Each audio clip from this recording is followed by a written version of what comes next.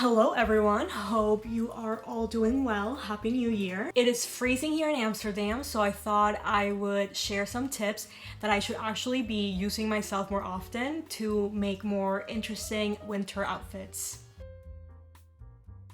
I think girls that style summer or spring items during the winter look so cool.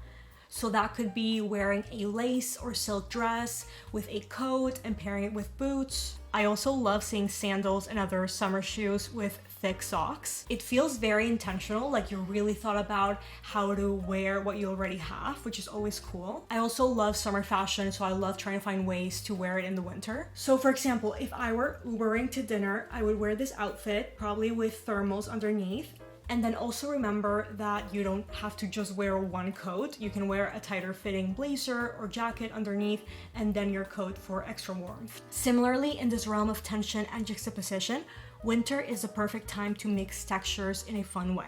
For example, leather with softer materials or velvet with a more stiff texture. The key is soft and hard or flowy and stiff. This brings me to my third point, adding sheer elements like tights, organza pieces like skirts or lace dresses. I'm not saying you should be able to see your skin underneath, but you should be able to see another layer of clothes. So through the sheer skirt, we see your jeans underneath, for example. Or maybe you're wearing a v-neck sweater, but there's like a lacy tank underneath. So yes, they won't add any warmth to your outfit, but how cool is it that you chose to wear something purely for aesthetic reasons that's peeking through between layers of more practical clothing. Sorry if you can hear the construction noise.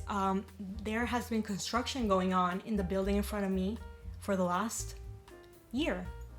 Okay, now moving on to metal. Even if you want to wear just an all black outfit and a puffer, just by adding metal elements, it looks so much more intentional. That's why I love that Zadig Voltaire bag that I talked about in my last video. The metal detail can be part of your clothes, the strap of your bag, or like a really fun top or skirt that you layered over stuff, but it's still peeking through. Also, these pictures are just for reference. I don't think that's what you should be wearing, like you would freeze to death, but it's just to give you some ideas of what to layer that, if you know it's even slightly visible, will really elevate your outfit. Playing with bags. Bags obviously are so useful in the winter because it is the last layer you put on, probably. So like I was saying, metal is really fun, but any different texture that adds some tension to your outfit I think is really cool.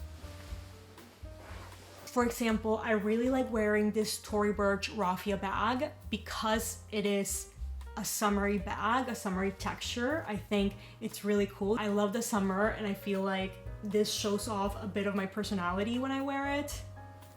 Create shape with belts or through layering. I actually got this belt skirt thing. It ties here. Okay, here it is.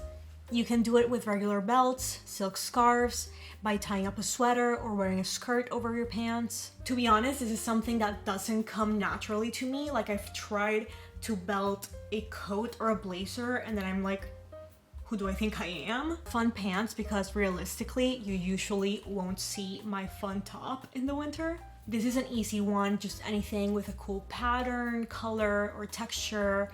And pants can be very warm, like I usually don't wear anything underneath pants. My favorite are wool pants, of course. But for example, I have these really cool faux leather pants, plastic pants. So they're not super warm, so if it were really cold outside, I would just probably put tights underneath or something.